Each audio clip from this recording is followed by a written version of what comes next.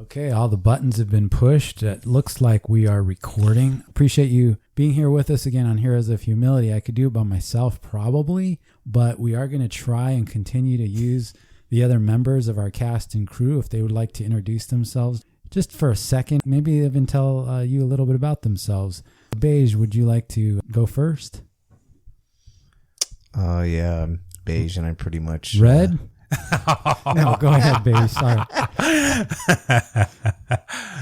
Heroes of Humility, humility, humility, humility, humility, humility.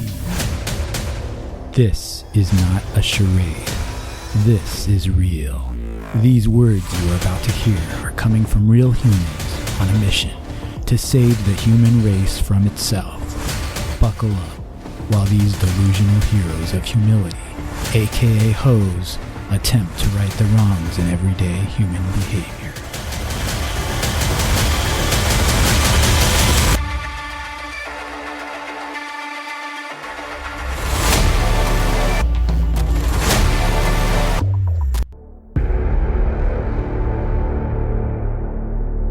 I don't know. I lost my train of thought now. Thanks a lot, Pierce. Now we put you sideways right off the bat. Yeah. Well, that is typical Beige.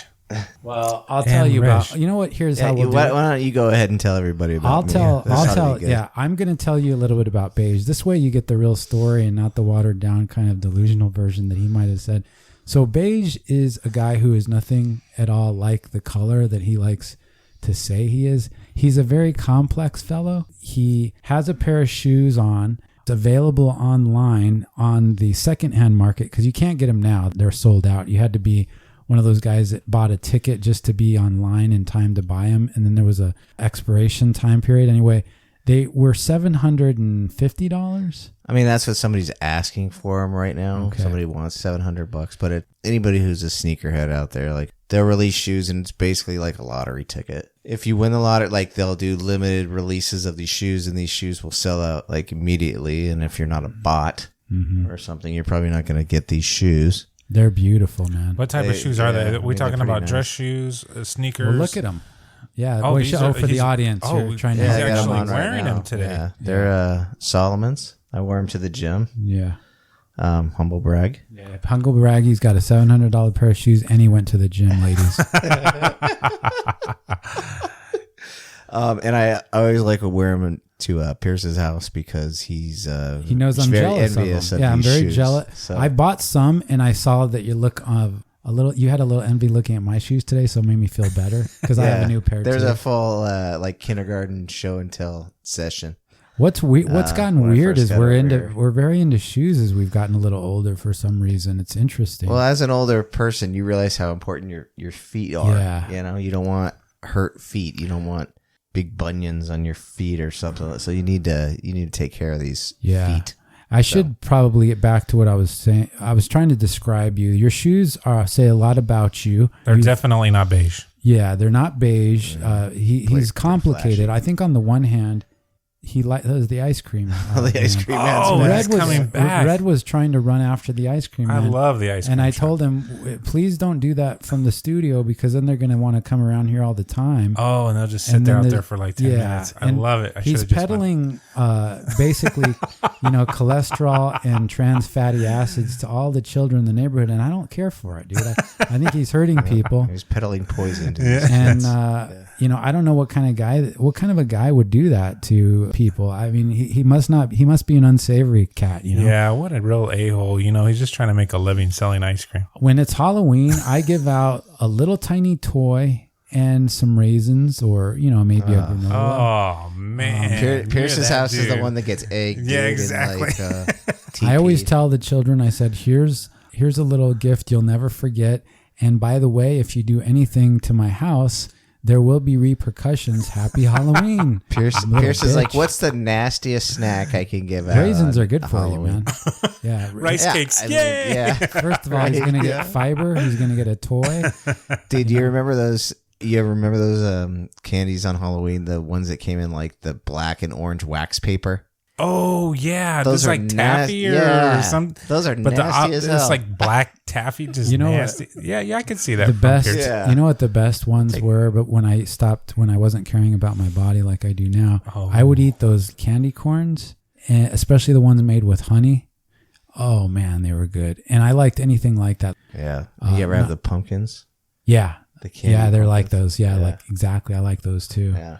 Now your body You would get go me. into like a diabetic shock if It wouldn't like it. Yeah, it wouldn't Yeah. respond well. And speaking of that, I will tell you a little something about Red. Red is a sensitive guy, and I only say this because he's so tall and big that it seems like it doesn't go together. See, he's also a mixed bag of things that you wouldn't expect happening. You know, he's very tall and intimidating, but he's got the heart of a very sensitive animal, I guess is what I'm saying. He's a sensitive giant, and he's lovable. He will try to help you. Usually when other people kind of take a step back, he will volunteer and step up and help you. Like when you got to go pick up your Trans Am from another city miles away. You know, that's the kind of guy Red is. Would you guys like to describe what kind of person I am? I mean, I don't know if we have enough time. I but knew this was a fishing for compliment exercise. now it's my turn. Yeah. You're not going to want to hear that. You have nice hair. Crickets? Oh. I didn't wash my hair today. I know Red was making a big deal about, it's going to take a long time because Pierce just got back from the gym this morning. And I told you guys, okay, I'll skip my gym, apparently. Watched church, ate my breakfast, and didn't shower. So I thought I did was that for smelling you something. guys. Yeah, you're kidding because don't leave the audience with with false information, dude. I smell like coconuts and just a hint of citrus. No, I was thinking it smelled kind of like a jungle with coconuts in it, but just kind of damp and wet and After all salty. those beautiful Like things I said like a about coconut that went bad. Yeah. you, should we get into our topic for Yeah. today? Now, I would say Rancid on coconut Pierce, though, water. I would say Pierce is probably the most he's got a genuine kind heart. He's one of the more genuine people I think I've ever met in my life. So I appreciate that in a friend. That's pulling on my heartstrings. man. But yeah. Wow, it was I mean, ridiculous, for him and to now be I got honest, real. how much he envies my shoes is pretty genuine. Yeah, it says a lot about my character. That's a lot. Wow, that's beautiful, man. Thank you. I appreciate. You know what? I love you guys. Let's not get too fruity right at the beginning, but I do love you. So on this one, we decided to talk about what we were going to call the episode "Flying Solo." Beige had a really good name. What was it, Beige? Party of one. Party of one. So we're going to be talking about the optics, maybe the social awkwardness, or if there should be embarrassment or not when you just go somewhere solo. You know, when you go to a movie, when you go to get dinner, when you go to a party, when you go to the prom by yourself. These are all situations that might be construed with some negative connotation or little giggles when you walk away, but it shouldn't be, dude. And we're going to talk about how to navigate that, and then we'll get into a round of what would you do. I got some good ones. How you guys doing today? I know Beige has come off some late working shifts. Yeah, pretty I'm glad tired. he didn't have to Pretty work tired. today. I'm going to try to stay awake during Appreciate this episode. it. So Yeah. we'll see. Thank you. If you Red? hear snoring, just edit that out. Yeah, I had to wake up at the butt crack of dawn just to make it to this side of town. I do feel bad, dude, that you have to drive so far. I was thinking maybe I could let you stay here the night before one of these days. Yeah, you know what? But I can't live off of beef jerky alone. Well, I'll give you a steady diet of beef jerky with a little bit of cottage cheese and fruit. Get your like footy pajamas, have a little slumber party. Yeah, where the little back hatch opens up. Yeah, we might have an accident. Would your or two. wife miss you for a night or two? Or? I'll speak for her. She'd probably recommend that I come and do a sleepover. Oh, okay. Does she? Well, do you guys sleep in the same bed? I don't want to get into too much. Whoa. into your No, of personal course, affairs, but- of course we do. But you know, there's Oh, those of times course. where she would probably rather have the bed to herself or sleep in Mm-hmm. on a weekend, not have me nudging her saying like, I'm kind of getting hungry. Get up. It's very. Breakfast in bed. Yeah. Do you guys make breakfast for each other? Or? Usually on the weekends. At least we try to do one of the days. Oh, okay. What do you? When it's your turn to make breakfast, what do you make? Well, usually I'm kind of the runner, if that makes sense. What's that? If The gopher. Oh, If- you get the ingredients. Well, no, I mean, I guess you could say that, but for the most part, like if it's my turn, and let's say, for instance, she was cleaning the house or something like that, and the next day we had people over that night, and then the next day was like, okay, cool, it's Sunday, we're gonna sleep in, and then we'll have breakfast. Well, if it's my turn, I'm gonna go run and go grab something, whether it's like cinnamon rolls from the donut shop or breakfast sandwich or something like that, I'll be the one to go grab it. Gotcha. Now, if she usually makes something at the house, whether it's eggs, sausage, or bacon or something like that, because it's kind of like you can eat it. It's something on the weekend. You could take your time. You're not in a rush to get to work or school or something to that effect. And the question was, what is a runner? A very long answer to what that was. No, I'm kidding. No, that's cool that you guys make dessert or breakfast for each other. I'm sure you make dessert too for each other, but I don't know what's wrong with me. I woke up a little spicy this morning, dude. I'm giving Red a hard time. He's probably the nicest person in the room, and I'm giving him a hard time. Oh no, we love it. That's what we're here for. There's not much competition when it's only me. Well, I'm in here too. I mean to be self-deprecating a little bit. I actually had a breakfast burrito this morning on the way. So that was the first breakfast burrito I think I've had in years. Where'd you get it? It's called Burrito Express. Oh, okay. It was bomb. Because I try to do the low carb, no sugar thing. So breakfast burritos are usually out. But I was just like, I don't care. I'm starving. Yeah. Have you guys ever gone to a restaurant by yourself and just gone to a table and dug in? I don't think I've actually gone to a restaurant, like a sit down restaurant by myself. I think that I'm not opposed to that. Right. But you have previously in my life, I've always been in a situation where I've had, whether it was partner or kids or whoever, a lover or friends. Yeah. So I would always just go eat with them. So I never actually went by myself, but I'm not opposed to it. I don't know. I feel like if you went to a sit down restaurant by yourself, people would probably feel sorry for you or something. Like the waitress would feel sorry for you. Now, would you sir? Do you want a booth? So you want a booth, and it's just yourself, correct? Like you want this entire booth. Are you sure? But it's just going to be for you, right? Yeah. Do you want us to put you at that table right next to the restroom that's by itself with just one chair? Or would you like to take up that table that we could sit a party of 4 at? Or you could pretend like you're a crazy person and say, oh, I'm with, you don't see this person here? Two waters, please. One for me and one for Charles. I wonder if anybody's ever gone in and said, they were by themselves and they went out and said, I will be joined by someone. They're running a little late, but I'll go ahead and get started. Maybe that would help lessen the blow. And then that person just never shows up. They never show up, but by the time you're done eating, you're like, oh, well, they still haven't come. I'm just going to head out. Or you get the sympathy from the staff, like this dude just got stood up. Yeah. And then maybe they comp your meal or something like that. And then they come over and show you, they said, would you like any desserts? And you're like, well, I would, but I'm kind of depressed because my date. And then you're like, let's see what we can do for you, sir. And they bring out the dessert. No, I remember being by myself traveling for work. And I happened to be in Manhattan, New York City. I remember being there by myself because I was in leeway between working and having off time. So I went and saw some sights, and here you are by yourself, but you are surrounded with thousands of people at Times Square, and yet you're still by yourself. And then it was like, oh, I'm getting kind of hungry. And you go sit down, and any little fast food place in Manhattan is, of course, got hundreds of people in it, right? But you're sitting at a table by yourself. So it does kind of seem strange where you have one of the largest cities in the world and you're by yourself. And was everybody else around you, were they with people, or were you the only person flying? No, you could see that there was other people by themselves, but I thought it was unique. It wasn't you were out in the wilderness by yourself. You kind of have this expectation of you're being, to your own thoughts. But here you are surrounded by people, but you're by yourself. I thought that was kind of unique. But that evening, I remember I was in the town with other buddies, but they were all doing other work stuff. They weren't available. Across my hotel was this really cool.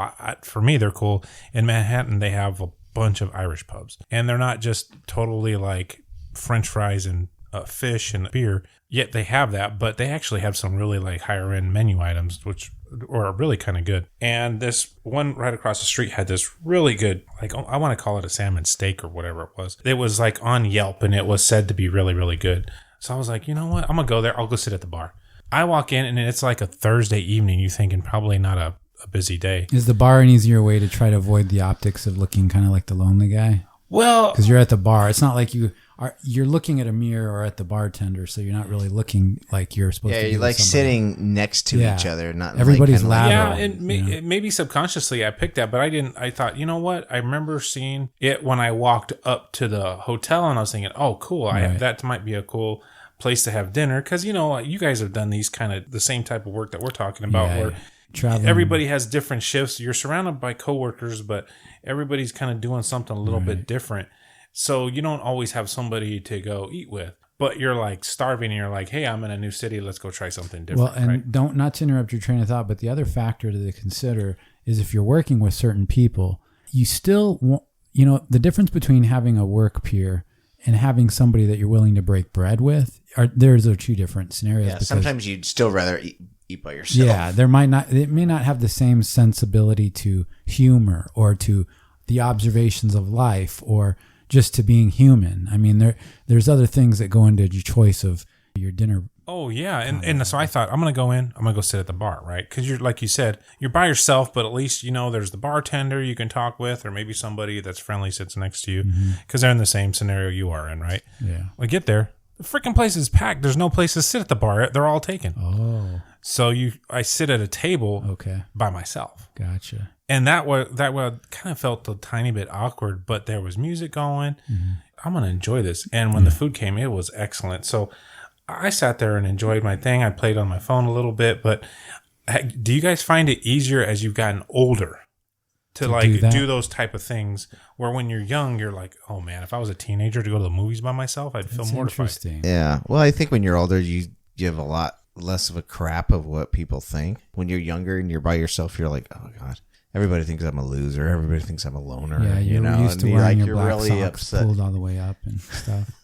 It's no big deal. That's a style now, isn't it? That's kind of. I think the socks are coming back where you just pull them up. Yeah. I always used to think to myself, why are you going to deprive yourself with? Now I'm wearing them today with these little socks that just cover your feet when you could be getting so much more protection. What if you have to run outside and there's like some grass or some weeds and a bug, or something happens right near your ankle? You're gonna be like, I wish I had my. Yeah, I wish I had my crew socks. Yeah, now I look like an asshole. Maybe full on tubes. Yeah. Full on tube socks. Now you're a victim because a bug bit you where you would have had ankle protection. What a jerk you must feel like. Yeah. Well, and I would say, like, in that situation when you're at work and you're like, man, I'm starving, I need something to eat. Your other option is what? Like get DoorDash or something. That's so ridiculously expensive. Yeah. By the time you add the delivery fee and the whatever other fees, it's like you're probably spending an extra $10 just to get the food delivered to your room, as opposed to like bite the bullet, swallow the pride a little bit, and go just eat by yourself. When I've been in New York and I'm running or I'm walking somewhere, you don't really feel by yourself when you're in a big congested city either, because there's so many other people, and a lot of times they're walking around too. But I've never spontaneously thought, oh, this is kind of a weird moment, but it is when you are sitting at a table at a restaurant, but you're on travel. The context would make a difference if people understood the context. Why would that even matter though?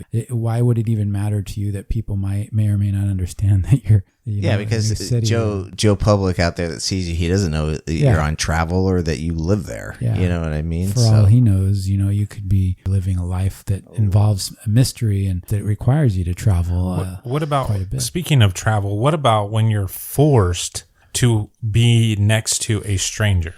And there might be really tiny, like you're an airplane. Oh, okay. Like say you're traveling by yourself and you're sitting next to strangers. Yeah.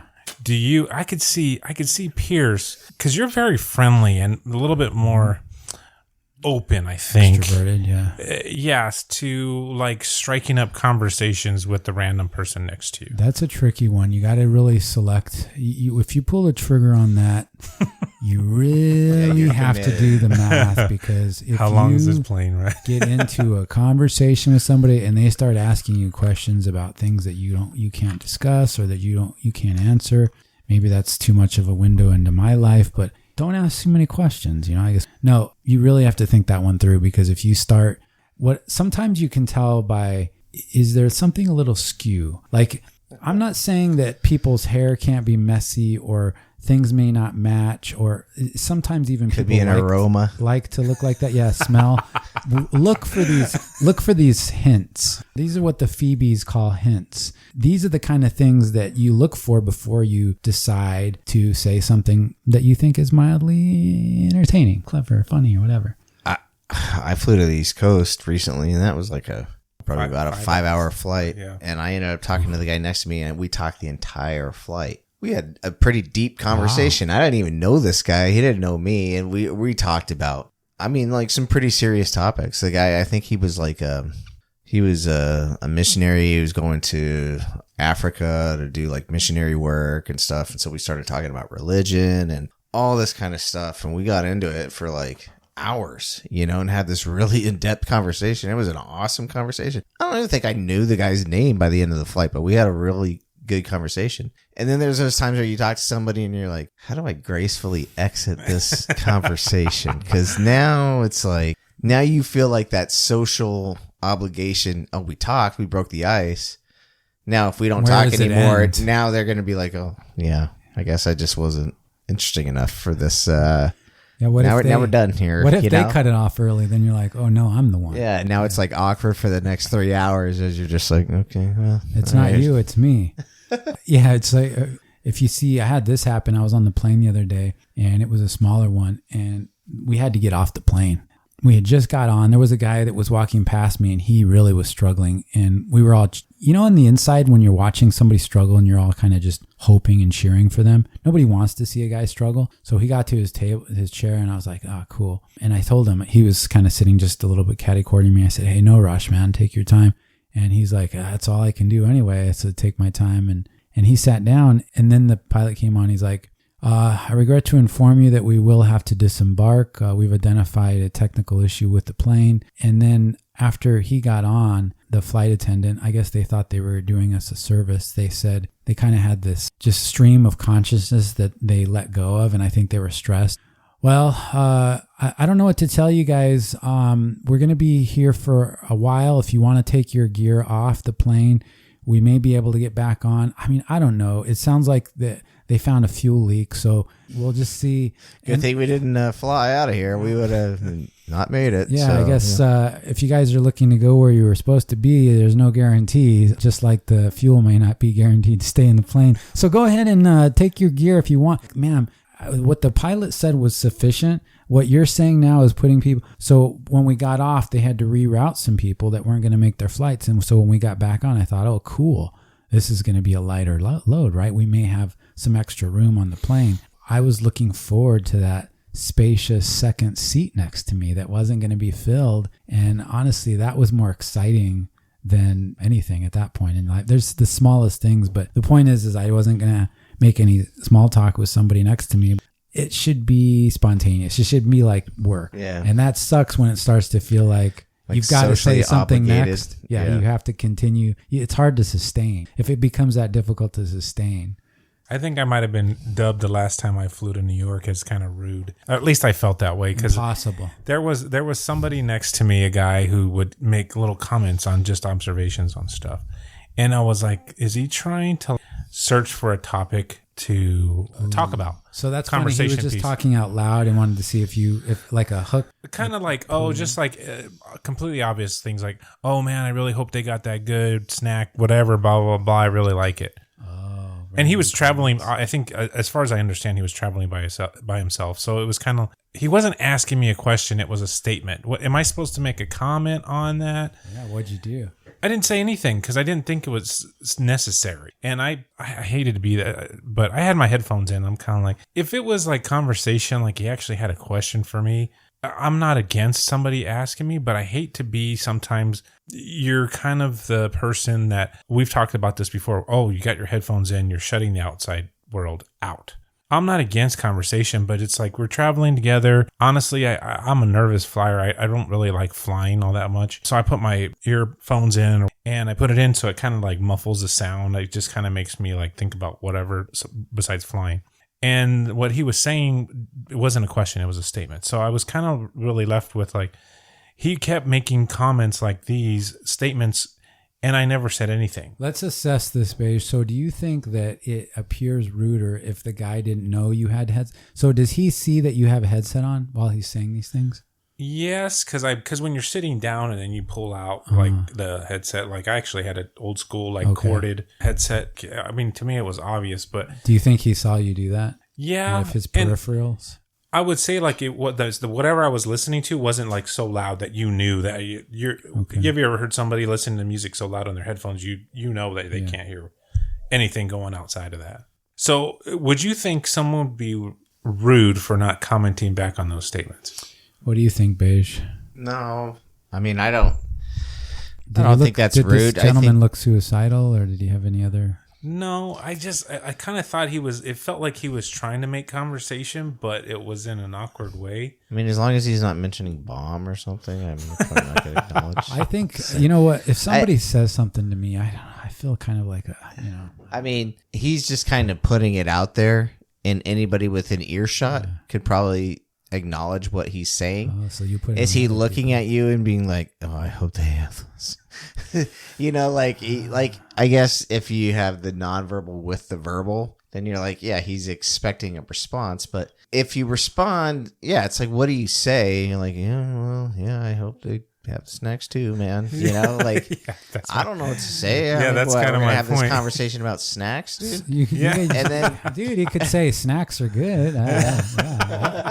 No, but a friendly snacks are good. Like Pierce is saying, like that's why I was wondering if he was wanting me to be like overtly friendly, because I think sometimes people find, like he's fishing for a conversation. Well, I think for him, sometimes in my mind, I guess this is what I was thinking, was sometimes people that you're forced to sit next to try to become somewhat personable so that way they can be more comfortable sitting next to you. Yeah, one of the things that's difficult is if you put out the vibe right away that you're not going to engage. Sometimes that can be by not making eye contact, making sure that the headphones very standoffish. Yeah. Or almost look like every time you look at somebody, you look like this guy might not be all there. Yeah, may not be. Those are ways to set the mood, but you're kind of a friendly looking guy, even though you're very tall and maybe intimidating to some people. Here's the thing. Sometimes if somebody says something like that, I might just give them, I'll be like, yeah. And that's it. If you stop at that, you really didn't say anything. And you also keep it, since they're talking, into the air and directed at nobody. If you do the same thing, then neither of you have connected. And now you can both go back to your corners and just remain where you are. But as long as you don't say anything to him, but wouldn't it be awful if this poor guy was so lonely that he was just going around from plane to plane, hoping that somebody would just bite, would get their mouth caught on the hook that he's fished and put out in the water. And what if by you not talking to him, that was his last attempt? Wow. That's an awful thought, Red. Yeah. I hate to make you feel bad, but no pressure. Good Lord. I will say, though, I've been on a flight that Beige is talking about. Yeah, that's Beige. I actually had a very pleasant conversation. It was a short flight, like an hour, with the person next to me, and it made the trip go really fast. And it was totally unprompted. It just, I don't even know kind of even what we really talked about. It's just the lady was really nice and we talked a lot. And before I know it, the plane ride was over and it was kind of like, wow, like you said, I didn't really know her name. I felt like, man, should I ask her name on social media or something like I don't know, to keep the conversation going. It felt kind of strange, but At Red, here's the humility. Well, sometimes I think you just have there's just two spirits or souls that connect on a level. Beautiful. You know what I mean? Yeah, hell yeah. There's not, and you got to recognize when that doesn't happen, that you're just like, okay, cool. I'm not obligated to keep talking to you for 3 hours now for the rest of the flight, so it's not weird. What if you just turn to the person and you're like, it's not sustainable, bro. Yeah. We're not going to be able to sustain Or you just this. turn to the person on the other side of you and be like, yeah, this guy's kind of lame. So what's going on with you over here? Try to start a conversation with somebody different. No, but the other one we were talking about too is, would you ever go to the movies that's a good by one. yourself? I say absolutely, dude. Definitely the movies, and I have gone to the movies by myself a few times. I'm just kidding. I think it's horrible, and I've never done it. Oh, wow. What a loser. No, go ahead. No, I but was I just mean, trying set to up. bait him in. But the movies, to me, it's like You're not there as to watch a movie. You're there to watch a movie. First of all, it's not as obvious because it's dark. So like you're in the movie and you're sitting there. It's not like people in the movie are like, see that guy 5 rows up in front of you? He's by himself, you know? It's like, as opposed to if you're in a restaurant and you're out in the middle of the open at a table by yourself, it's kind of obvious, you know? But a movie, people are like, whatever. So I would go see a movie by myself. And there's a lot of times that I would prefer to go see a movie by myself because there's a lot of movies that I may want to see that nobody else I know wants to see. Or I thought you were going to say that you're embarrassed to go see. Yeah. Well, not those kind of movies. I thought you were going to say I like to go to movies by myself because... Yeah, little sultry, seedy movie theater there. No, but... Or you just be like, you're really into this movie and the person you go with is like, I don't get it. What's going on? It's like, quit. You're ruining the movie for me, dude. Yeah. Like, I wanted to watch this and... you don't like the movie or whatever. Do I have to explain after we're done here? Do you need especially help with movies? Like I like the thinker movies, like the suspense, like at the end, it's like, oh my gosh, I didn't see that. Like the Sixth Sense. Like the Sixth Sense. But then you go with some of these people and they're like, I don't get it, and you're like, dude. And you're like, let me pause it while I explain this movie to you. Well, what if people come sit next to you and there's like a party? They're like, you're just by yourself. Do you mind moving so that me and my friends, we can all sit together? And do you mind just sitting in that corner, in that darkened corner over there by yourself? You're not by yourself. Sir? The loser section is over there. the first row. Can you go up to the first row, please, and just look straight up? You're a subhuman, right? Could you just go ahead and move off to the side? I have friends here. I have a group. Yeah. See, we actually do things that humans do. You're obviously... I don't, and especially sometimes I think depending on the movie. I mean, if it's a really good movie, I mean, it's cool to see with people, but I don't know. I'm trying to think if I've ever been to the movies by myself. I'm sure. I don't know. Or, I mean, and, obviously as a parent, you love your kids. You may take your kid. I guess if you're taking your little kid to a movie, it's probably going to be like some like animated movie. Yeah. But then half the time they're like, I got to go to the bathroom. Oh. And you're like, oh man, this is like the best part. Right. Like, all right. And it's not in the movie theater. It's not like you could pause the movie and come back. So sometimes it's just easier. Well, you're going to lose focus. This movie that you're probably wanting to watch, like you said, suspense or something like that. There's a storyline. I'm like, you're geared up. I want to watch this. I don't want to miss anything. And little Timmy, all of a sudden, his bladder's got you're like, no, little Timmy, you're just going to have to suffer. You got another hour before we leave. Or if you go on a date to a movie and she doesn't like it, you're like, I don't know how I feel about you now then. Yeah. You should have liked that movie. Like, that's a big eye opener. Right. That's kind of weird. I don't like when someone during a movie, like back to when I remember, is being kind of romantic or it's a date, okay, whatever. But like the two hands and the popcorn at the same time. Yeah, like, okay, we don't need to be, we're here to watch a movie. This isn't time to be like, this isn't kissy time. Validating the romantic, the passion in our loins. Oh, what if her loins were screaming like, this guy tastes like extra butter? Like citrus. Yeah, I'm trying to see what Pierce Brosnan is about to do, and you're over here. You're over here trying to kiss, and here I am. You're trying to. I'm trying to watch the movie, please. You're trying to make me have special feelings, and I want to have special feelings about the movie, not about you. So just get over there. Yeah, that's not the right time, dude. There's a time and a place, and I think if people, or if you're on a date, you get the nachos and you spill some nacho cheese on your shirt. Now you're all embarrassed. Yeah. If you go by yourself and you spill the nacho, who cares? Yeah, no problemo. No problem. I'm just a disgusting solo person. Yeah. Nobody loves me anyways. Doesn't matter. I'm a subhuman anyway. What are you guys looking at?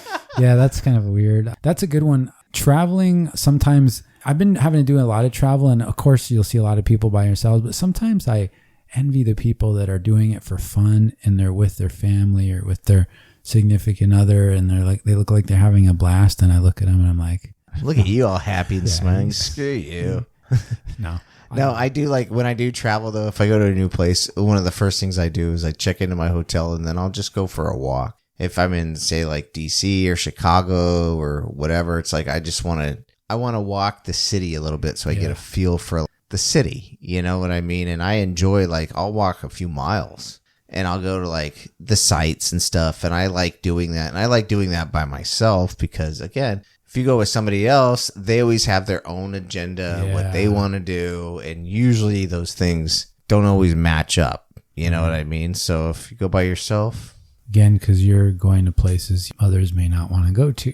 Exactly. Well, exactly. Like back alleys The or something. red light district, Yeah. you know. certain places. Not everybody wants to go there. Right. Yeah, I think if the first time I went to 30 Rock, I was by myself and I just walked in. I was able to look at the shirts for a long time or do whatever. And I'm like, somebody right now would be saying, hey, let's go over here. Sometimes when I go, I don't like shopping, but beauty will tell you something different. And that's only because I take a long time sometimes to pick out the right shoes or whatever it is. But then she'll go look at this store that has her stuff and I'll look at my stuff. I'm usually still looking and she's done. So now I feel a little pressure. You're like the opposite of most couples. Yeah, I don't want to get into stereotypes, but I sounds do like a stereotype. tend to take, like, I'll find stuff. This pair of pants cost $180. It's on sale for $130. Right off the mannequin, I'm sure. And yeah, I know Red and I always get into this discussion because he has to go to the big and tall place because it's okay. Yeah. It's not the big, it's just the tall, just for clarification. So there's nothing to be ashamed So of. Red's paying about twice for clothes. Yeah, they're not being pulled off the mannequin, as he says, because that wouldn't fit him. But the point is I'm still, I found some things here. I found some duds. I have to try and... You always have to try it on. You won't just buy it. Yeah, and I think sometimes, too, it's because I'm more materialistic than Beauty because she is like, well, I don't need that. And I'm like, well, I don't need this either. But I'm going to try it on. Because I look so damn good. I don't want to come across like a jerk again on this episode, but... No, I think I feel you because you might be the same like me and maybe even Beige is. If you guys ever go to the shoe stores where you can try on shoes with, you don't have to bug an employee. You can just try shoes on. I always thought about this one dress pair of shoes, but I never tried them on and see what they feel like. But before you know it, you've tried on like 5 or 6 pairs. And I know because I was just doing this yesterday, my wife starts looking at me like, do you even like those blue shoes that you would never wear? That's the worst. Yeah, but I saw them in a different color and they actually have my size. So I'm going to try them on and maybe I'll find them online. And then I have her this long story, but she's like, would you hurry it up? I'm like, you're ruining. I do want to make an observation about Mrs. Red because he told a story a few podcasts back that he came home and she had a few shirts on the bed or something. And she said, okay, pick the one you want because you have 3 like this and we're getting rid of 2 of them. Dude, that right there is almost like sacrilege to me because I picked that out at some point. And in fact, Beauty's told me you got so many things in your closet you don't even wear. Well, that's okay. I put them there. Those are my choices. I know they're there. If I ever want to wear them, they're there. Yeah, they're there. The funny part that you bring that up is we were having that exact conversation because she goes, you have more shoes than I do. And you're only able to get a new pair if you get rid of a pair. Wow. And like, I think you feel like me, like Putting down the law. You're just messing with my creativity. Dude, here. you've lost your constitutional rights in that house, bro. I'm going to tell you that, right? So I'm like, what the hell are you talking? She's just like, it's too much. You filled up that one, like this chest of drawers that she's a tyrant, man. And because she, love her. she knows me because it's probably like you, where my wife doesn't like clutter. She's right. Which Wait. Red just showed up with some new shoes on today. See, so I don't help myself. But who at all. decides what's clutter? I mean, that's in a little bit in the eye of the beholder. You're the one that picked out this stuff. I have 2 Batman suits. Oh, one of them's clutter? Well, yeah, because you know what? This is the thing. The way wife she probably thinks both of them are clutter. What if she becomes clutter? And then, no, just kidding, Beauty. You're not my clutter. No, but like you said, the problem is that she. I will say, before you know it, 2 years goes by, and she's like, "Wait, there's no more room in the closet to put your shoes. Wait, I haven't seen you wear those or that pair. Oh, slippery They're slope, dusty. dude. Yeah. Wait a second. We need to go through these shoes." And she knows I hate that. Or like your pants or your shirt. And I hate it. Well, yeah, that's the you one hate it shirt. because that feels horrible. We live in a hot area. Why do you have 3 long sleeve shirts? You don't ever wear it, but like 1 or 2 times in the winter. Just get rid of it. And I'm like, but no, that thing fits me fantastic. Why do you have 5 pairs of underwear? You can turn a 1 pair inside out, wear those for 2 days. We've got 50% more underwear here than we need. This is a debate. Mrs. Red, I implore you. At least, Please. at least she asks you for your input. You don't just come home and there's a bag waiting to go to Goodwill. I don't know if I told you guys before. There was one time I'm scared for Red. I came home from work and she had all of my shoes laid out on the floor in the bedroom. Beige, can you imagine that? And I was like, for me, that's a monumental task. yeah. That would be a And day. so I was like, oh, hell no. What are you doing? I can't take it no more. You got to get rid of some of these shoes. I know you haven't worn a couple of these shoes like for at least 3-4 years. Oh my God. And I know you're talking about getting a new pair. So she was like, I fed up. There's no more room. You got to get, and I'll tell you, she was right. There was probably 5 pairs of shoes that I got rid of because she goes, you know what? If you get rid of 5 of them, you can get 2 pairs. Well, the other thing I'll say is that your feet, to get a size 15 is not just an easy. So if you find a shoe you like and it fits, you should hold on to that for life. Well, you and I Valuable, probably have the same, and I know Beige does, but you have certain shoes for certain occasions, right? Yeah. And you might have a hiking pair. You might have a pair of boots that you can get beat up An on. apocalyptic pair. You have a pair of running tactical shoes. pair. You probably have, I know for me, I have probably 3 or 4 different pairs of casual tennis shoes. Yeah. But you sure as hell don't want to go to the gym in those. Work shoes, You work, like work having, boots. you like know, having yeah. options in your life. Yeah. And then you talk about, oh, well, dang it. What happens when I need to wear a suit? Or what happens when I only need to wear a polo shirt and Before you know it, you're going to be running outside in cowboy boots. So I will say to Mrs. Red's It's going to be defense, barefoot, it sounds like. I probably have more shoes than she does. Damn, I'm glad you defended her because we've really been getting on her case. In You this know, one. but in probably most relationships, the stereotype reads that the female usually has more shoes than the guy. In my case, no. And you probably have the same.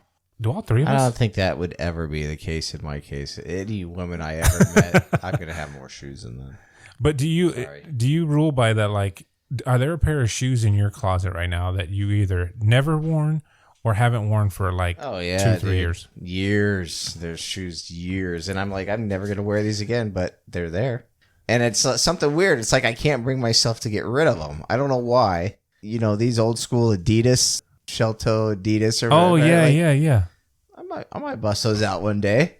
I might, but they've been sitting in my closet for years untouched, you know? No, see, and do you have an emotion or a memory attached with those shoes? And they fit really well, but you don't wear them as much because I have the same thing in my shoe little collection where I have a pair of comfortable old school Adidas that I like wearing. They're comfortable. They look good with jeans, but I don't wear them that much. And so my wife is like, I haven't seen you wear those. You want a new but pair. it doesn't mean I'm never going to wear them again, you know?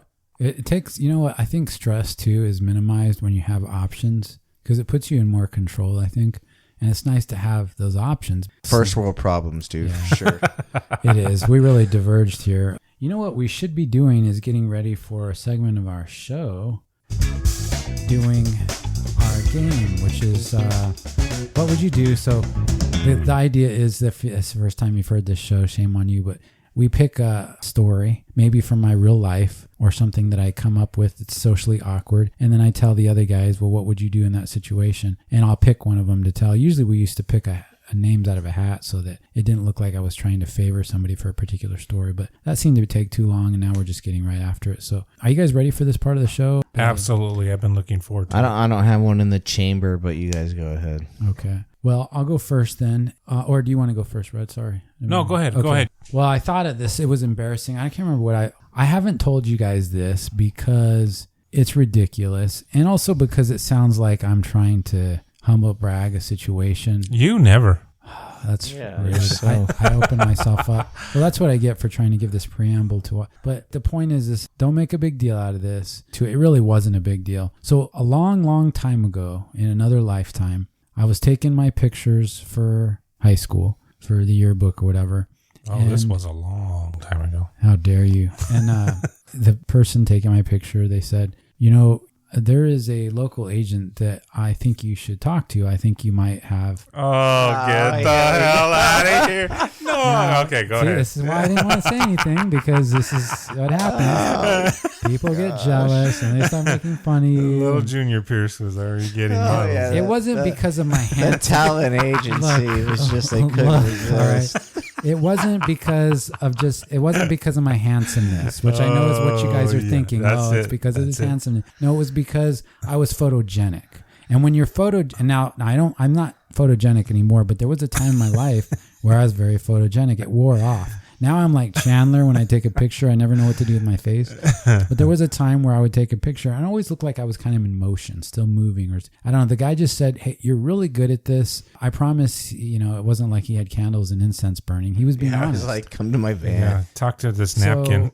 I said, funny. This guy obviously knows what he's talking about. I guess I'll go talk to the agent. And he did. I went and talked to this lady and she says, you would really be good at this. She's like, "You got it, kid." Yeah, you got it. She's like, "I don't know what it is, but you've got it." So she said, I'm going to help you. She says, "I think you would do well, but I want you to pretend." And she gave me like some scenarios to pretend like I was doing like acting. And after I was done, she looked down and she's like, "Okay, we got some work to do." And I was like, immediately and she's like, "Here's the first thing you've got to remember. This is a business that will eat you up and just spit you out. So what I want you to do is I don't want you to be bothered when somebody says no, or you don't get whatever this job is. But I think if you took some acting classes, you would be really good." So she started putting me in for these little jobs. And I lived in a small town. So she was telling me, "I am getting some people that are interested," but she says, "If you really want to do well, you should move to like New York or go to California. I think you could do well." I just listened to all this. I mean, I was still in high school. And so she sent me one night and she said, "Here's the other thing. If I ever call you up and I tell you that I need you to go somewhere or be somewhere, you do it without any questions. You have to that's how this works." I was like, "Okay." And she started getting all crazy. And then she had to have my parent come. So we went down there. And this lady is like the stereotypical, like she was a New Yorker and she had the big rim black glasses. And she was very colorful when she talked and everything, like the way she would talk to me. But I was like a little mesmerized by this. And then she called me it was like on a Friday. And she says, "I need you to be in Williams." It was Northern Arizona. "I need you to be out there by tomorrow. I want you to bring some black cargo pants and a couple of tight shirts, blue, black if you have them. And you're going to play a law enforcement officer and they're going to fit you with gear. And there's snow up there, so they want to try and do this before it melts. We need you up there tomorrow." So I was kind of excited, So I went, and I had done a couple of the jobs. It's like some of them were like some commercials or small things. I never had like a big part. And so it was miserable, though, the couple that I had been to, because you're just sitting around waiting. And so I went out there with my blue shirt and my black shirt and my pants. They outfitted me and all this, and I had to wait forever for my scene. It was so annoying and miserable, and all the people were like very shallow, and they were trying to impress one another. Well, I was told that Jason Priestley was going to be in this, and I was like, "Oh, cool. Maybe I'll see, a celebrity or something." Maybe be as good as I am. Yeah. Maybe what? He'll be as good as I am.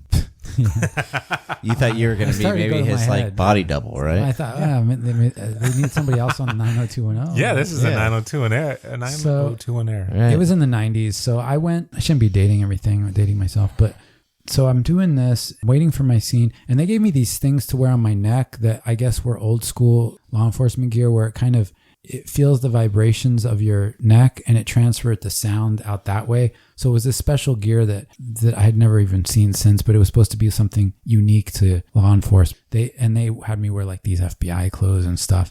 So I was kind of taking it with a grain of salt, but I was still kind of caught up in this. But after you wait hours and hours and you meet people you don't really like, you're like, this isn't all it's cracked up to be. You're not making that much money. You're more of really like an extra. So I heard that Jason Priestley was going to be on. I was like, "Oh, okay, well, maybe this is a bigger movie." And then this guy comes walking on, and he kind of like looked like a movie star. You know what I mean? Now, I'm going to tell you who this actor was, because you probably know who he is. And I only remember him from the Lord of the Rings movies. And I didn't know this at the time, obviously, it's way before Lord of the Rings, but he was the guy that played Aragorn, Viggo Mortensen. Now, I didn't know, he had like longer hair, but the whole movie was about this guy who was like being chased by the law, and he had developed a following and everybody loved him, but he was always running from the law. And he was also, they incorporated this white Dodge Charger into the movie, and he always drove it, and he was able to outrun the police. And I was supposed to represent, obviously some of the law enforcement that was there to catch him. And we had a few scenes, and you have to film things from different angles and do it over and over again. And I thought, man, this is the biggest thing I've been in so far. And they gave us these masks, these FBI, like, I don't know why they gave like a mask to wear, like I forget what you call it, baklava. So balaclava? Yeah, to put over your head. So I said, well, if I'm wearing this, how am I going to get any credit? Like, yeah, I mean, it's covering the best part of me. yeah. My moneymaker is completely covered. Yeah, and this is kind of offensive. Like, it's very offensive. It's like, you're so beautiful. Put this mask you're so on. beautiful except for your face. Yeah, we really think I went from taking my pictures in high school to somebody saying, "Hey kid, I think you got a knack for this business." So now I'm like, put this bag over your head, stand over here in the background while we blow this car up. So they got all these extras, and they had these pyrotechnic folks came over, and they explained that they were going to do an explosion, and they could only do the scene once. So they were like very intense with us about everything. They wanted us to do just right.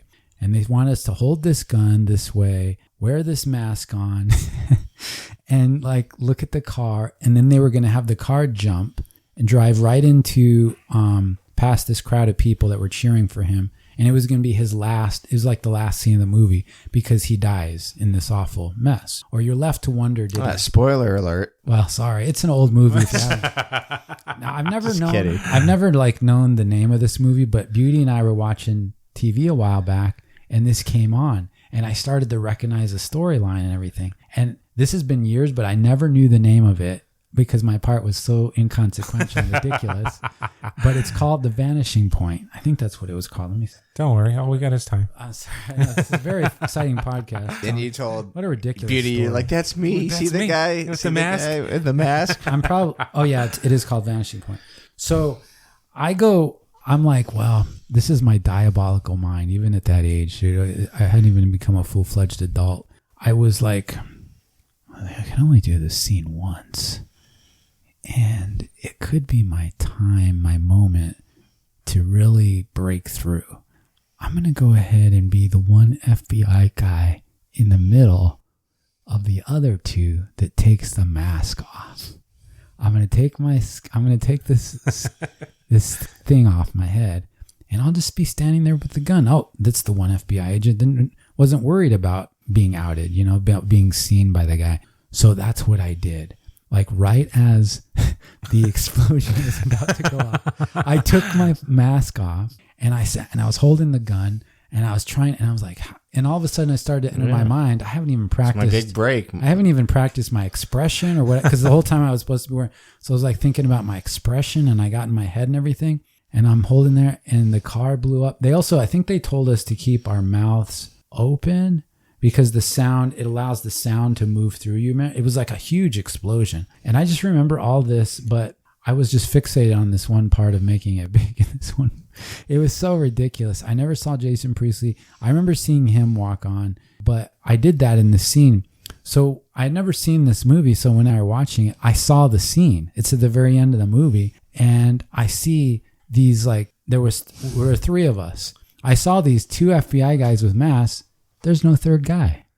Oh, they cut your ass out of it. And it's an interesting story, because it tells you sometimes when you think you're being a go-getter, you're just shooting yourself in the foot. Like, dude. Yeah, you just ended up on the cutting room floor. You basically you killed yourself right out of the movie. So if you would have kept that mask on, you would have been a star. You would have been a star. Yeah, but I still would have known. It's hard to tell which one. So here's my what would you do? And this was a very long what would you do, but if you were in that situation, now not knowing what happened, what would you try to do, or how would you use the situation? I mean, was it bad that I did this? Am I subhuman because I tried to make it big in the vanishing point and took my mask off? Is this for Red or? To do? Let's start with Red and see what he thinks, and then we'll go from there. I just looked up the movie. It says it got 5.6 out of 10 as far as a rating. So don't kick me when I'm already down, dude. If I was taken out of the movie. We probably aren't going to be going to the Oscars on this one. If Pierce was in it, it would have got a 6, probably. You know what? Actually, let's switch from Red to Beige because I like where Beige is going. I like what he just said. Makes a lot of sense to me. Yeah, it would have done better. I don't know. I mean, I probably would have kept the mask on because... Damn. He's good at following directions. Yeah, well, because it is only a one-time thing. And, I guess just knowing the way that they make movies, you're like, yeah, they're just going to cut it out. Like, I guess at that time, it didn't occur to me. I thought, once I get in. So what was the thought process? Like, they were going to see your face and be like, this guy, he has it. Yeah. I guess I thought, I really did think that. I really did. See you later, Vigo. I really make it too. I had that much faith in my beauty that I thought... That sounds horrible. I'll cut that out. But the point is I really thought... that was very humbling for you. Was it not? Was it a humbling... You would think. Did they say something? Did they say something after you did this? You would think it would have changed me and make me a better person. Did the director say, what the F, dude? Clearly it didn't. They didn't realize it until they were editing, I'm sure. Because I put the mask back on soon right after the scene. I was concerned. I would love to be in that room while they're doing the editing and be like, what the hell did that guy just do? Plus, I think the other thing that went sideways for these guys is they had one FBI agent in the middle of two others that was just smiling and laughing, smiling and laughing. And it's like a guy who's shooting at somebody driving a car into his fellow law enforcement officers is probably not just sitting there smiling. This guy's got mental issues and he's an FBI agent. So I think I blew it on so many levels. But the other thing is, I think I didn't send a couple checks to talent because you had to route them and do something. And then I got some checks. I don't know if I got my SAG card or whatever, something came, but I never followed through on stuff, and I think my agent got a little annoyed with me. She probably heard about this, I give you props for being that the aggressive audacity, with right? The audacity. Yeah, you got to give it me on that one, right? Because because who knows? I mean, that's how that could be the start of like the craziest story, like before they were stars type deal. Obviously it wasn't. Obviously it didn't turn out that way, but A for effort. Still a little bitch just sitting here with you guys. I think it's so awful too. This idea of celebrityism that is that a word where people feel like they are some elite. I saw that who's that guy that does the caricatures of famous people, and he made a book and he was on SNL. What's his name? He did Hans and Franz. He wasn't Dana Carvey, but the other guy. Kevin Nealon? Kevin Nealon. I was watching he's got a show where on YouTube where he'll like walk around with celebrities. And somebody came up to him and was asking, I can't remember what they asked, but they said, hey, can I get a selfie with you? He was so rude to the guy. It would be like your worst fear. You kind of take a chance. You go up to somebody that you like. And the way he acted it was your worst nightmare. Mm-hmm. Like just made the guy. And I thought, what a jerk. So I can't remember my point of this, but I just saw some of that in this stuff. And it was so gross, and I just didn't want to be a part of it anymore. I guess at that point when you're like, I don't even want to be a part of this. Yeah, screw it. Why not? I did. I just checked out of the whole thing. There was a couple other times, but... you went rogue. This is my chance. Yeah, but Red, what would you have done differently? Or... how would you chastise me for what I did? Gosh, it's hard to put yourself in the limelight of being a celebrity since I don't lead that life. So, I would think, with your confidence, I love that you did that. I mean, I guess in my mind too, I like it because worst case, they tell you either, hey, sorry, we had somebody mess up. We'll have to redo it. You know what I mean? Like we'll have to do the shot over again because this one unruly went into a big speech with extra us beforehand. Yeah, with all those pyrotechnics, dude. He just they weren't gonna rewind the car jumping over. I almost wonder the two. I don't know if I did it like right before the explosion, so I know that the two guys next to me even realized what was happening. So Beige rudely has to go use the restroom. Pardon us. We'll just play some music while he. Make sure you use the frame. Thank you, man. Appreciate that. Dad, I'll try not to touch the glass. All right. Yeah, dude, I appreciate you pointing out the positives because I always felt like a little bad about that because I did think, man, maybe I jeopardized something or, but I took a chance. You know what I mean? Yeah. And I will say, It was ridiculous. I think it takes a special person because as close as I can have a story to yours, I was working at this hotel and they were going to film a commercial at the hotel to kind of promote the hotel. And they go, yeah, it was a bunch of employees that they were going to have as being employees playing their own part, what they actually do at the hotel, but like as kind of like background filler. And then they also had employees acting like customers of the hotel. Okay. Well, first thing they did was start putting makeup like that, I don't know, compact stuff all over your face. I'm not used to that. So it was just kind of strange. And you felt, I don't know, it's not like I'm judging actors, but I think it takes a special person to do that.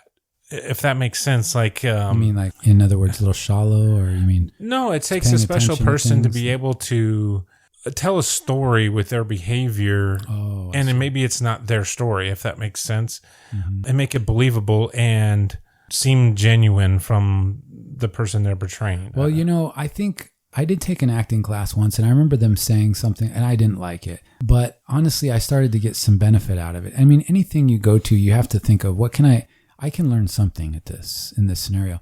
And one of the things I took away was that I can be very unanimated, especially at that time in my life. I was very kind of monotone and I'm still a little bit like that. But when you're doing an acting or you're doing anything like that, you have to, what appears to be normal for you and I doesn't come across believable on TV or in these situations, as I learned. You have to like overdo it. And when you find the right balance between just being like we are right now and overdoing it, you get closer to what they want. They want more energy. They want more expression. And all of this stuff in real life would seem very odd. But when you do it on a monitor, it comes across better. And that was hard for me to do because it felt weird to me to be like. Well, yeah, that's what I'm saying. Like when you think about, we say, for instance, there's something happening in your life, an event, it happens to you and you react to it in real life. Where an actor is told this story and then they're told to recreate it, a story that they didn't experience themselves. Make it believable. So I think that's what I'm saying. It takes a special skill, special talent to do that. And I think maybe people like you and we have a hard time because it almost seems like you're lying, like you're being fake. Yeah. Where it's kind of, not that it's bad, it's just maybe it's not within us. Yeah. So, you know what? So I also heard about it this way. Probably most people behave differently with different people. So the red that I see might be a little different than the red your wife sees or than your mom sees. And so there is a component of what you do naturally that is transferable into that kind of a skill set you're discussing.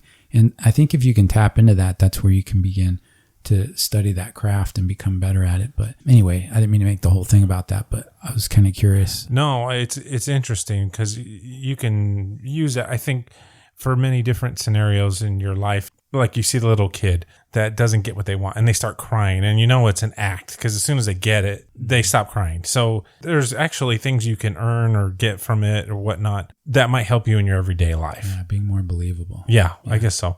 Well, I have a what would you do as well. Yeah, I kind of thought, one of, I guess, my wife and I's guilty pleasures is, like most couples, you struggle to watch things on TV. And so one of the things we ended up watching was, weird as it is Love is Blind, Sweden. I know, it's weird. But anyways. You guys mean you struggle finding the same thing that you like to watch? Finding something that we both are interested in to watch. And then sometimes we'll watch a series and then it's over. And then it's like, okay, what's next to start watching or whatnot? For some weird reason, I don't know why. It's like you start watching it and the what would you do would be, so the Love is Blind, the concept, if you guys haven't watched it, is there's men and women, singles, they date and they're in these pods. They can't see each other and they date these different people. You're not seeing the physical first. You're getting to know the person by talking to them and getting more in a deeper relationship with them mentally than just seeing the physical part of it. So they go on these dates, and then what happens is they start whittling away like, okay, this person I don't want to date anymore. I've went on 2 dates and we clash on this, whatever type of thing. And then it builds to where there's only two of them left, and then they have to decide between the one, and then they actually get engaged at the end. The premise is that they go off on a honeymoon and they hang out with each other for like 3-4 weeks and then they get married if it's successful, if they both want to do it. Wow. Well, part of that is once they select each other, then the next thing is they actually physically meet. Oh my gosh. So, and that's the whole thing is these people actually commit to each other before they meet. So it's kind of a unique thing, and it's kind of as silly as it sounds. I mean, gosh, I hate to say this, sound mean, but you'd have to be desperate to go on that show, I would think. Well, I guess a lot of it is they say that they've dated a bunch before, and they always seem to pick either the same person, and it never works out, or there's just where they're from, they just can't find the guy or girl that they're interested in, type of thing. So this is one avenue that they can try to find a special person. Needless to say, of the show, there are people that got married that have kids that's been successful, and then there have been ones that haven't. For me, the ultimate what would you do was this guy, he's talking with this female. They have very similar lifestyles. It goes well for them. They end up being the last couple. He asks her to marry him. She says yes. So the next step of the show is they come to meet. Again, they don't know when they're talking with each other. They can't talk about what they look like, what their culture is, to kind of give away what they look like. So they have this thing where, of course, it's dramatic music plays, and they're both behind this like plexiglass clouded window, and then all of a sudden it splits open like a grocery store, automatic door, and then they walk up to each other, seeing each other for the first time. They both kind of have to have a reaction, and at this point, the day before they got engaged. So now you're meeting this person for the first time, and you're seeing each other for the first time. So I can only imagine it's, of course, nerve-wracking, but I'm going to pick on this one. The female had really, really short hair. Really short hair. It wasn't buzzed, but maybe a little bit longer than a buzz. And they meet each other. He gets down on one knee and he still asks her, because now he's got a ring, and he's like, okay, well, you remember me? And they hug each other, and they go off to this vacation spot to kind of have now they can physically be with each other. What he said was, and he kind of got chastised about it, was one of the things they said, oh, do you find your new fiance attractive? And his answer was no. And he said it to her face, and some of the comments that people were giving him were, oh, he's shallow, oh, this and that, they were placating to, okay, well, yeah, you just don't like it because she doesn't have that traditional female long hair. Well, his argument was, and I believe him, as far as like I kind of agree with it, is he goes, that's just not my type. Honestly, one of the types I have is I like women with long, thick hair. And that's what he said, and he felt like he got chastised about it. So I guess what would you do? And to placate, this is not the first time it happens where these couple meet for the first time and they kind of like, it kind of fizzles. Like they show them like walking away and going, that's not the typical person I date having a type.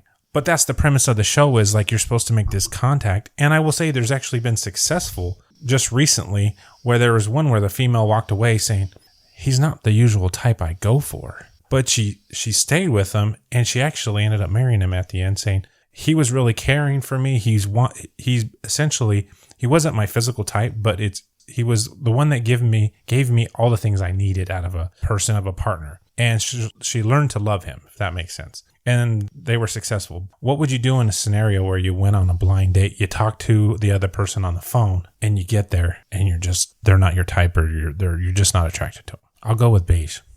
Well, I mean, I know it sounds shallow, but I think physical attraction is very important. I think if you're not physically attracted to the other person, that's called a friend. But I will say this, because I know my wife and I were talking about this afterwards. Do you have a physical type like that you're attracted to? I mean, yeah, I do. I know I do, but I've had friends of mine that don't have a type at all. It's more like their type as a character, qualities the person has. No, I mean, I definitely have a type. I mean, I definitely can look at a woman and be like, wow, she's beautiful. And for better or for worse, and I know it makes me sound shallow or whatever, but that's important. You need to be attracted to that other person. You can have a great connection with that other person, but if you're not physically attracted to them, there's something that's going to be missing there. There just is. If you're not going to want to be, I think guys are different than women are. I think men project themselves onto women, right? And meaning that as a guy, we're visually stimulated. I mean, generally speaking, if a woman's beautiful, that's why there's a lot of this stuff for women, makeup and all this stuff, because it's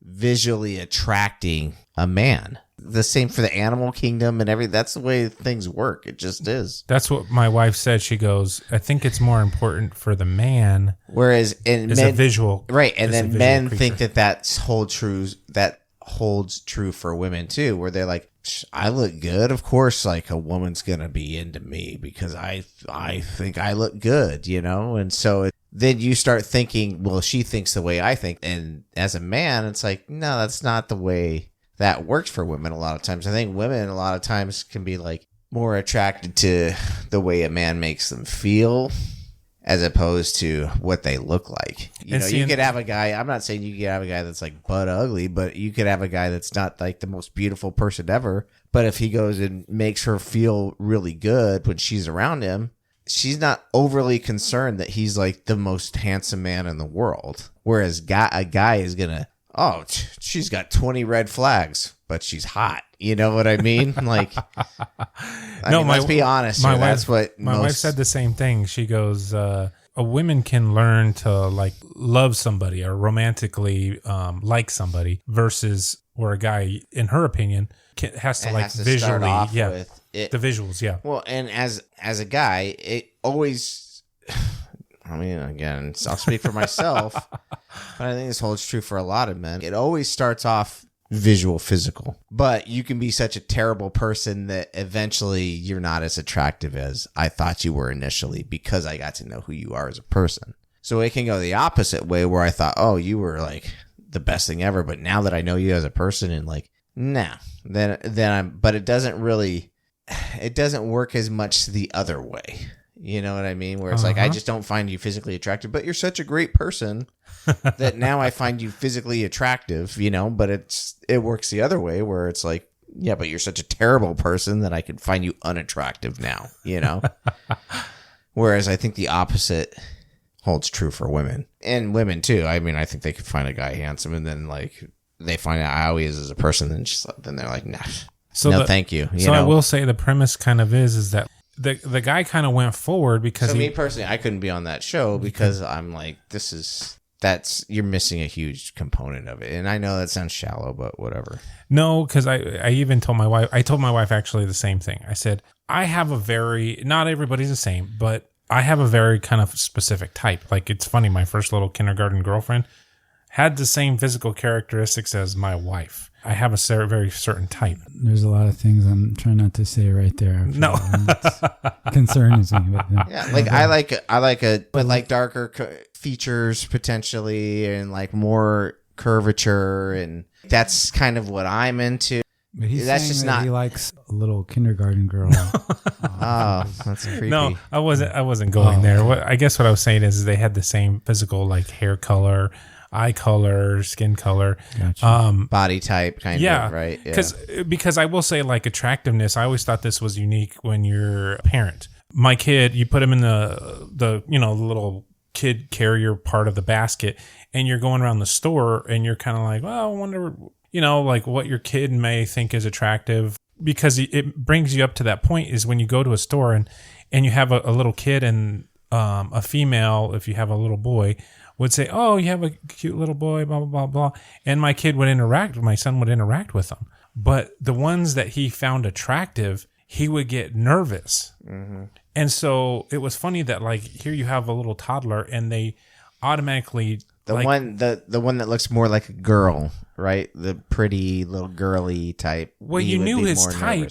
He had a type before he probably even knew he had a type. Because like there's that inherent attraction that he already had, if that makes sense. I guess that's the point I'm trying to get to, is that he knew, like before, like of course they're like 2, they can barely even talk, but he would get nervous if a girl looked a certain way. If she had long hair, probably blonde hair, and was tall and looked a certain way, dressed a certain way, he, as a 2-year-old, he would get nervous around that girl. Whereas if it was one that just didn't have those same attributes, he wouldn't be nervous and could interact with them. Interesting. So, like, I guess my point is that there's an inherent, some of us have inherent attractions that we are just kind of like built into us, and that's what we like. I think you are born with some, or just it's very early on. Well, and in a situation like that, you're almost setting people up for failure because I'm not attracted to this person, but I'm supposed to be. And now it's like you're going to go out there and you're not going to see women that you actually do find attractive. And this person who you met on the show, you're not as physically attracted to. And as a guy, you're just like, why am I more attracted to women that are not my wife as opposed to this you know what I'm saying? That's that's not healthy. Well, yeah. And the guy on the show, because he just met her and now they're going on this trip.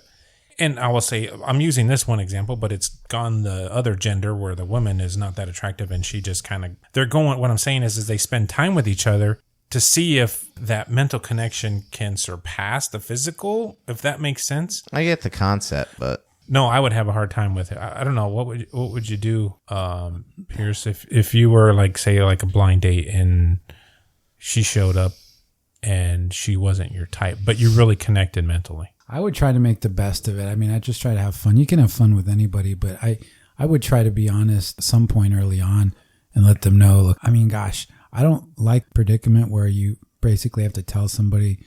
I definitely think you want to word it like, I think we'd be better off as friends. A weird type, you know, and then you're just not weird enough to be in that type. Maybe that's how I would try to word it. I like uglier people. You don't fit that mold, so I'm sorry. I don't think this will work. I'm intimidated by your beauty. Let's be honest. I'm intimidated by your beauty. You're intimidated by my beauty. This isn't going to work out. I try to make things funny, you know. I don't know. I would just try to do something like that, I guess. But that's the way I would handle that. But you're saying that you couldn't be in like a long-term relationship with somebody you didn't. I would have to be attracted to them. Yeah. I think this poor guy, it probably didn't come across very good. And it's because of the show. I mean, I don't know how people don't understand the context, but I know there's a lot of people trying to be very sensitive. And I think we've almost done this to a fault. He sounds like he was being honest. So, I mean, at what point do you want him to be honest? A year down the line, or should we start out at the beginning? You know? No, and I thought it was kind of funny, and I don't know if it's because me getting older. I thought, man, they're kind of chastising this guy for not liking short hair, and it's like that's his inherent what he's attracted to. That's his right to have a type. I mean, why is it like he's being chastised? He's not saying, "Oh man, you're butt ugly. I don't want to have anything to do with you." He's just like, hey, you're not my type. Well, and I think it's worse, like Pierce had said, if you say, oh, no, she's beautiful, and you really don't think that. And now you're just leading somebody on, and you're not being honest. Yeah. I agree. And like you said, that's worse. You keep it up front. Yeah. Have you thought of what would you do? What did you guys think of my answer? I don't know. Do we get feedback after we give our answers? I can't remember if we were getting feedback. Okay. Yeah, we did. Okay. You said you couldn't do it. Joe. Okay, thanks. Next. Man, we pushed a pretty long Heroes of Humility show. Not a whole lot of humility in this one. Not a lot of heroism either. But that's par for the course for Heroes of Humility. Look, guys, thank you for being here. We're just doing this out of the fun of our hearts, just like we would if you weren't listening. And because of that... You probably aren't. Which there's probably a lot of people... I like to talk to the one or two people that listen to this and let you know that we appreciate it, and that you can find us on Facebook or Instagram, where we put some things out once in a while. Try to get out at least every 2 weeks. This is Pierce signing off with Beige. Red. Adios.